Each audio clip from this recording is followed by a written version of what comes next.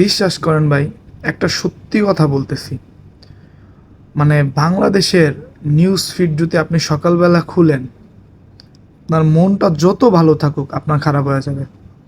দেখবেন অমুক জায়গায় শিশু ধর্ষণ, সড়ক দুর্ঘটনায় মৃত্যু, অমুক নেতা অমুকরে কুবাই মাইরা ফেলাইছে।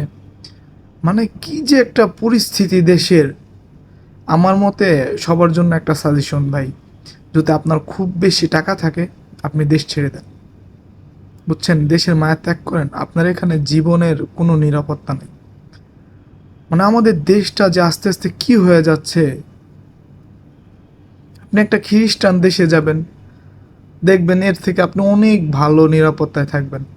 আর আমরা মুসলিম দেশ, আমরা আল্লাহরে মানি, ধর্মরে মনে প্রাণে বিশ্বাস করি।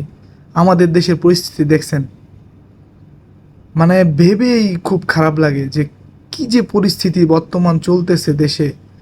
বর্তমান তো আরও খারাপ, আর শুরু থেকেই তো এরকম ছিল।